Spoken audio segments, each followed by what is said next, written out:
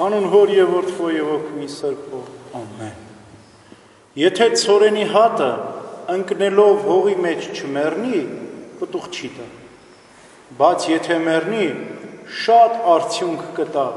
ասում է մեր Տերը Հիսուս Քրիստոս ավետարանին։ Ցորենի հատ էր նախ ինքը մեր Տերը Հիսուս Քրիստոս, որ ընկնելով մեռավ հողի մեջ, խաչվեց, գերեզման դրվեց,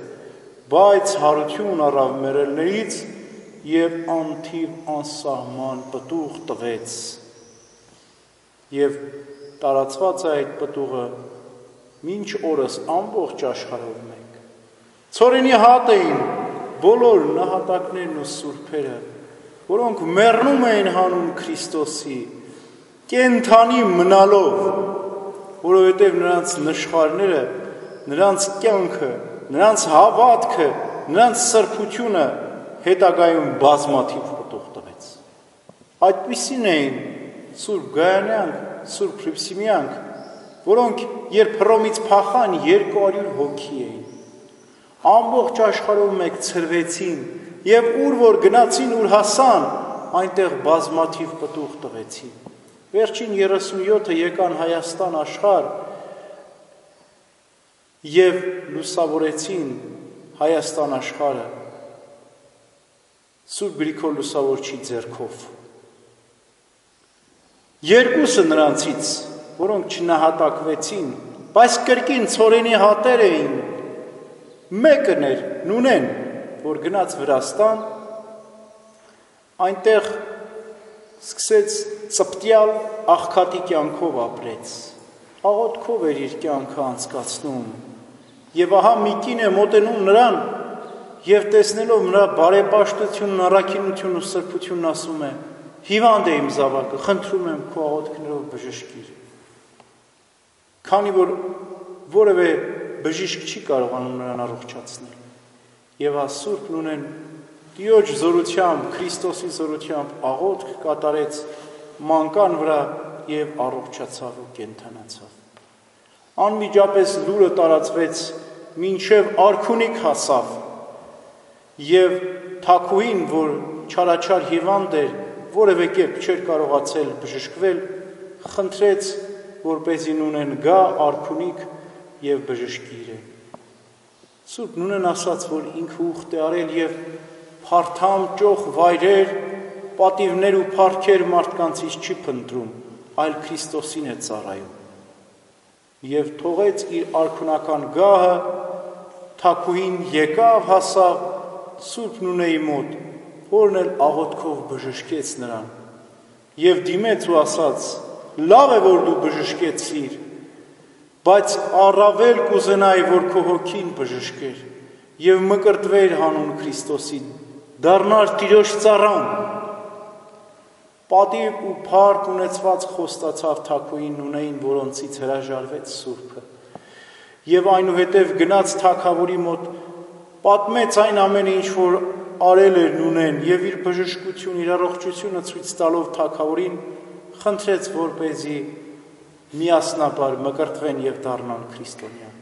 Այդ պահին թագավորը ուղղակի ուշադրություն չդարձեց, որովհետեւ որսի էր պատրաստվում։ Գնաց եւ հանկարծակի այնպիսի իրադրության մեջ հայտնվեց, որ անելանելի էր, մառախուղ ու մեկ պատեց թագավորին եւ բոլոր որսորդներին, որ չէին կարողանում այդ մառախուղից դուրս գալ, եւ թագավորը խնդրեց ու աղաչեց, ասաց. Տեր Աստված, ճշմարիտ Աստված, եթե դու ես Քրիստոս, դուրս հանիր ինձ այս մառախուղից եւ ես կհավատամ քեզ ու կմկրտվեմ, ինչպես իմ կինը թագուհին է ինձ պատվիրել։ Եվ այս աղոթքից հետո անմիջապես մեկնում մառախուղը փարատվեց, ինչպես Սուրբ Գրիգորն է Նարեկացին ասում, մեկնի մեկն մերժեցի մառախուղն, փարատեցի խավարն եւ այդպես եղավ։ Ու թագավորը գնաց, վերադարձավ արքունիք, կնոջը պատմեց այս սքանչելի հրաշքի մասին ու հայկական ավանդության համաձայն պատգամավորներ ուղարկեց հայոց աշխարհ եւ Սուրբ Գրիգոր Լուսավորչից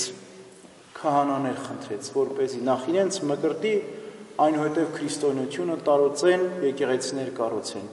բայց ըստ վրացական ավանդության ոչ թե Հայաստան եկան, իրենց մոտակա Հայաստանը, որ շատ հավանական էր, որ Գրիգոր Լուսավորչի մոտ գային, գնացին Կոստանդնուպոլիս,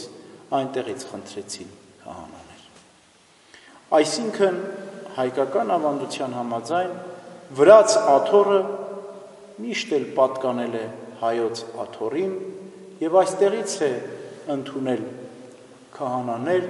եւ այստեղից է ձեռնադրությունն ու մկրտությունը փոխանցվել վրացի երկրին, ինչը այսօր չեն ընդունում վրացիները։ Եվ հետագայում մինչև 610 թվականը կրկին վրաց եկեղեցին իբրև մի մետրոպոլիտություն ենթարկվում էր հայոց հայրապետությանը եւ մի մասն էր հայոց աթոռի։ Եվ 610 թվականին հրաժարվեց այդ բոլորից, առանձնացավ, գնաց ենթարկվեց Բյուզանդիայի։ Եվ այդպես Սուրբ Նունեն մինչև իր կյանքի վարճանը քարոզեց, բժշկություններ կատարեց, օգնական ու զորավիգ եղավ քահանաներին, որոնք Վրաստանում էին քարոզում, եւ այդպես քրիստոնեությունը տարածվեց վրաց երկրում։ Սուրբ Նունեն էլ խաղաղությամբ վախճանվեց, հոգին ավանդեց, սրբությամբ գնաց այս աշխարհին եւ հետագայում նրա նշխարների վրա մի հոյակերտ եկեղեցի կառուցվեց, որ կանգուն է մինչ օրս եւ մեծ սրբատեղի է վրաց ժողովրդի համար։ Սուրբ Նունեի հիշատակը կատարում ենք միայն մենք հայերս եւ վրացիները, ոչ հույներն են հիշատակում նրանց, ոչ էլ լատինները։ Սա կարծում եմ հստակ վկայություն է, որ Սուրբ Նունեն Սուրբ Գայանյաց խմբից էր եւ որ վրացիները հայոց կողմից լուսավորվեցին։ Այսօր տոնն է նաեւ Սուրբ Մանեի, որ կրկին մի իբրև ցորենի հատ հեռացավ այս աշխարհից։ Այս անգամ ոչ թե գնաց ինչ-որ երկիր լուսավորելու, ինչ-որ աշխարհ Աստված գիտության լույսը բերելու, այլ հեռացավ աշխարհից։ Գնաց Սեպուհ լեռը այնտեղ ճգնելու։ 40 տարի ճգնությամբ ու աղոթքներով անցկացրեց։ Խոտաճարակ էր։ Արեգակի տապին դիմանալով, ձմեռային ցրտին ընդդիմանալով ապրեց Սուրբ Մանեն 40 տարի Սեպուհ լեռան մի քարանձավում, դժվարին ու ծանր օրեր անցկացնելով, բայց սրբությամբ եւ աղոթքով լինելով այդտեղ։ Եվ հա Սուրբ Գրիգոր Լուսավորիչ հայրապետը, երբ իր կյանքի վերջին օրերին ցանկություն հայտնեց հեռանալու այս աշխարհից, որովհետև արդեն իսկ Արիստակեսին ձեռնադրել էր իր փոխարեն հայրապետ,